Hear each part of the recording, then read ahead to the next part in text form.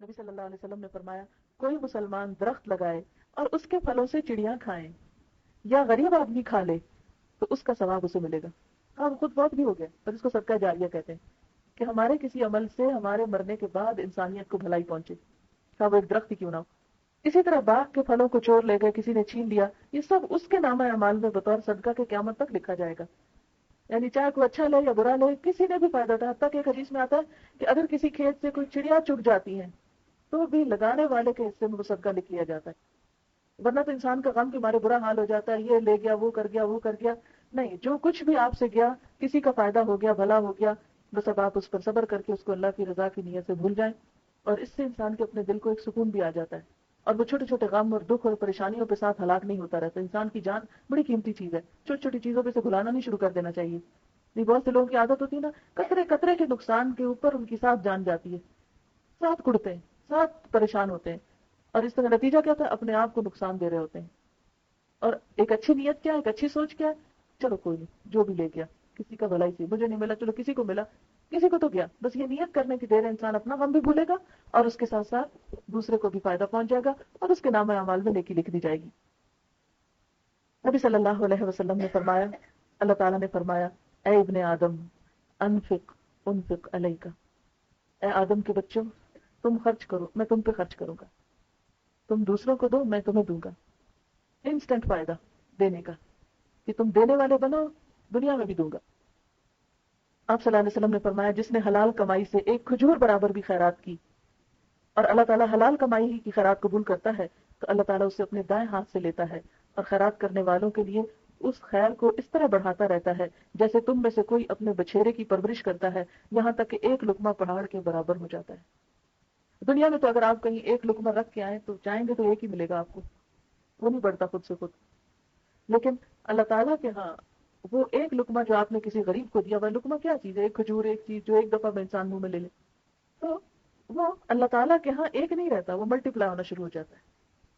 بس شرط یہ ہے کہ حلال کمائی اور دل کے خلوص سے دی ہوئی چیز ہو, کہ کسی بندے کے اوپر احسان جتانا نہ ہو, کسی سے اس کا ریوارڈ نہیں چاہیے, کسی کی تعریف نہیں چاہیے, کوئی شہرت نہیں چاہیے, کچھ نہیں چاہیے, بس میرا رب خوش ہو جائے, اس نے مجھے دیا ہے نا تو میں بھی اس کو خوش کرنے کے لیے اس کے نام پر کسی کو دوں. جب انسان ایسا کرتا ہے تو اللہ تعالیٰ ایسے صدقے کو اتنا بڑھاتا ہے, اتنا بڑھاتا ہے کہ قیامت کے دن ایک ایک لقمہ پہاڑ برابر اجر ہو کر واپس ملے گا انسان کو. حضرت ابن عباس سے روایت ہے, نبی صلی اللہ علیہ وسلم نے فرمایا صدقہ کرنے سے مال کم نہیں ہوتا. جب کوئی بندہ صدقے کا مال سائل کو دینے کے لیے ہاتھ بڑھاتا ہے تو سائل کے ہاتھ میں پہنچنے سے پہلے اللہ کے ہاتھ میں پہنچ جاتا ہے.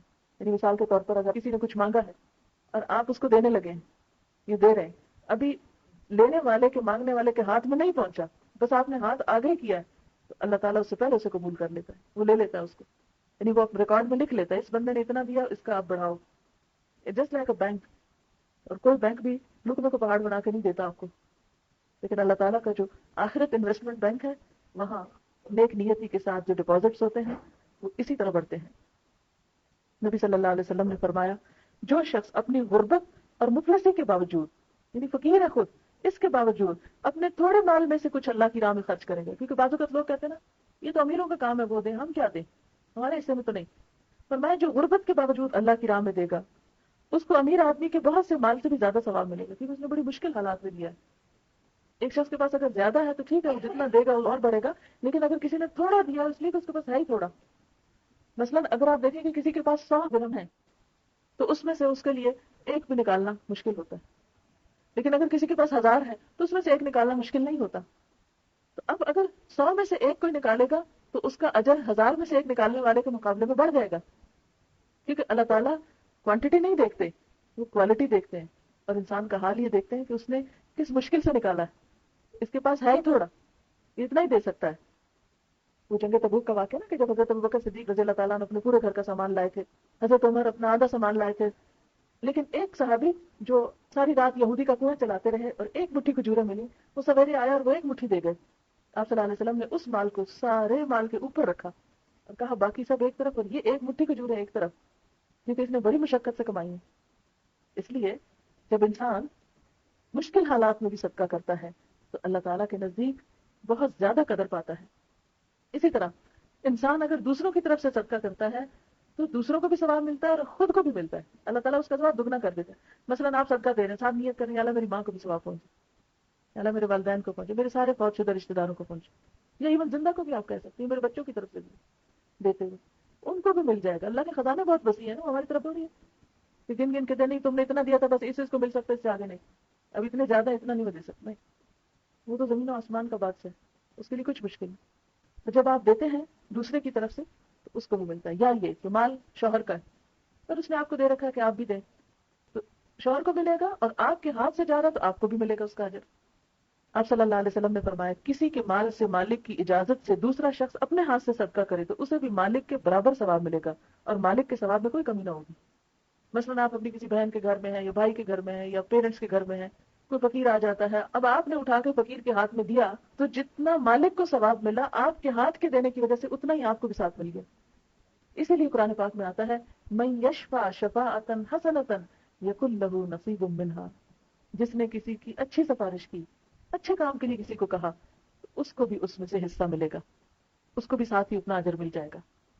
اسی لیے حضور صلی اللہ علیہ وسلم کا ایک بڑا دلچسپ طریقہ تھا. آپ مجلس میں جیسے بیٹھے ہوتے تھے, سیکھ سکھا رہے ہوتے تھے, تو کوئی اگر آتا تھا آپ سے کچھ اپنی حاجت لے کے کچھ مانگنے کے لیے, تو آپ صلی اللہ علیہ وسلم صحابہ سے کہتے تھے تم اس کی سفارش کرو, پھر اللہ نے جو دلوانا ہوگا مجھ سے میں دوں گا, تم سفارش کرو.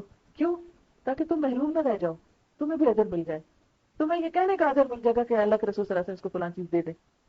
اس سے آپ صلی اللہ علیہ وسلم کا ایک اور اتنا پیارا طریقہ سامنے آتا ہے کہ آپ سب کو ساتھ لے کے چلتے ہیں. ورنہ آپ یہ بھی تو کر سکتے تھے ٹھیک ہے مجھ سے مانگا میں دے رہا ہوں بس ختم. نہیں, صحابہ پاس بیٹھے ان کو کہا تم بھی کہو, ان کو نیکی کمانے کا چانس دیتے ہیں. اسی لیے آپ کو وکان بالمؤمنین رحیما کہا گیا نا کہ آپ مومنوں پہ بہت مہربان تھے, ان کو نیکی کمانے کے موقع دیتے تھے. یہ بھی کسی کی مہربانی ہوتی ہے کہ وہ ہمارا دھیان کرائے اس چیز کی طرف کہ دیکھو یہ کر لو. بعض اوقات کیا ہوتا ہے ہم کچھ کرنے لگتے ہیں تو لوگ کہتے ہیں نہیں نہیں کوئی ضرورت نہیں کرنی, الٹا ہمیں کٹ ڈاؤن کرتے ہیں, وہ کام نہیں کرنے دیتے. اور عام طور پر صدقہ خیرات میں کوئی نہ کوئی بیچ میں آ کے رکاوٹ بنتا ہے. آپ مشورہ کریں نا شوہر سے, آپ مشورہ کریں بھائی سے, یہ کہیں گے تم پاگل ہو گئی ہے, نہیں کرنے دیتے. حالانکہ ایک دوسرے کو نیکی کے کاموں پہ انکریج کرنا چاہیے. ہاں یہ الگ بات ہے کہ ہر چیز ایک لمٹ کے اندر ہونی چاہیے. حضرت ابو ذر سے روایت ہے کہ میں نبی صلی اللہ علیہ وسلم کے ساتھ مدینے کی سنگریزے یعنی ہارڈ زمین پہ چل رہا تھا. بہت پہاڑ ہمارے سامنے آ گیا. آپ نے فرمایا ابو ذر, میں نے کہا لبیک یا رسول اللہ صلی اللہ علیہ وسلم. آپ نے ارشاد فرمایا مجھے یہ بات پسند نہیں کہ میرے پاس احد پہاڑ کے برابر سونا ہو, پھر مجھ پہ 3 دن ایسے گزرے کہ ان میں سے 1 دینار میرے پاس موجود ہو. اتنا بڑا دل تھا آپ کا, اگر مجھے احد جتنا سونا مل جائے تو میں 3 دن سے پہلے اسے اللہ کے راستے میں دے دوں. ہاں صرف اتنا جسے میں قرض کی ادائیگی کے لیے سنبھال کر رکھ لوں, بچاؤں گا تو صرف قرضہ ادا کرنے کے لیے, مگر میں اسے اللہ کے بندوں میں اس طرح اور اس طرح اور اس طرح تقسیم کروں, یعنی خوب خوب دوں. اپنے دائیں اپنے بائیں اپنے پیچھے کی طرف آپ نے اشارہ فرمایا. پھر آپ آگے چلے, پھر فرمایا زیادہ مال و دولت والے وہی قیامت کے دن بہت کم ہوں گے یعنی اجر و ثواب میں, مگر وہ لوگ جو مال کو اس طرح اس طرح اور اس طرح اپنے دائیں اپنے بائیں اور اپنے پیچھے خرچ کریں, اور ایسے لوگ بہت کم ہیں. یعنی قیامت کے دن ان کا اجر و ثواب نہیں ہوگا الا یہ کہ وہ دنیا میں اس سے نیکی کما لیں. میں ایک مندر کو بھی تو انہوں نے ہمیں ایکسپلین کیا کہ یہ مندر بنا کیسے نا. میں زیادہ انٹرسٹڈ تھی کہ وہ مجھے اپنے ریچولز کے بارے میں بتائیں, وہ انٹرسٹڈ تھے کہ ہم مندر کے بارے میں بتائیں پہلے. تو میں نے کہا کہ ٹھیک ہے آپ بتائیں. تو بالکل انٹرسٹ سے انہوں نے شروع کیا کہ کس طرح یہ بنا. پتھر کا بتایا سارا کہ یہ سارا راجستھان سے آیا ہے کیونکہ وہاں کا پتھر کارونگ کے لیے بہت اچھا ہے, تو سب وہاں سے امپورٹ کیا گیا. پھر ہم اندر آئے تو بتایا کہ یہ جو ساری اندر کی کارونگ ہے یہ دنیا کا سب سے بڑا مندر ہے جس کی اندر جو ہے یہ سب لکڑی لگی ہوئی ہے نا, اور لکڑی بھی گنڈا کی مہاگنی تھی. اور پھر بتایا کہ یہ ساری لکڑی بمباسا پورٹ سے گجرات میں ایکسپورٹ ہوئی, پہلے وہاں بھیجی گئی, اور وہاں پر 250 پیپل نے اس کے اوپر کام کیا دن رات, اور 1 سال میں اس کو تیار کیا. پھر جگسا پیسز کی طرح وہ سارا کچھ یہاں لائے اور اس کو سارے کو یہاں جوڑا گیا. اور یہ جتنی لکڑی ہے یہ صرف ایک شخص نے ڈونیٹ کی ہے. تو میں سوچ رہی تھی کہ ہم مسلمانوں کے ہاں وہ دل نہیں, حالانکہ اللہ نے ہمارے لیے وعدہ کر رکھا ہے کہ کل تمہیں کئی گنا بڑھا کے دوں گا, وہ عالیشان جنتوں کی شکل میں. لیکن ان بیچاروں کو یہاں خرچ کرنے کے بعد کل پتہ نہیں کیا ہوتا ہے کیا نہیں ہوتا. لیکن اس کے باوجود بھی اپنے دین کی اپنے دھرم کی حفاظت کے لیے, اس کی شان و شوکت کے لیے, اور اندر کوئی لائبریری نہیں, کوئی علمی چیز نہیں, صرف یہ ہے کہ بت وغیرہ رکھے ہوئے ہیں اور لوگ آ رہے ہیں اور جا رہے ہیں جو بھی اپنی عبادت ہے کر رہے ہیں. اتنی مہنگی بلڈنگ کو اور اتنی خوبصورت بلڈنگ کو میں دیکھ کے سوچ رہی تھی کہ اس کا یوز کیا ہے نا, what's the use of it. اگر اتنی بڑی لکڑی لگی ہوئی بھی ہے سوائے اس کے ایک شان و شوکت ہے, اس کے علاوہ تو اس کا مصرف نہیں ہے. اسی لیے اسلام میں سادی مسجدیں بنانے کا کہا گیا ہے, اور باقی پیسہ جو ہے وہ انسانیت کی بھلائی کے ایسے کاموں میں لگے کہ جس سے زیادہ سے زیادہ اللہ کی بات دوسروں تک پہنچے.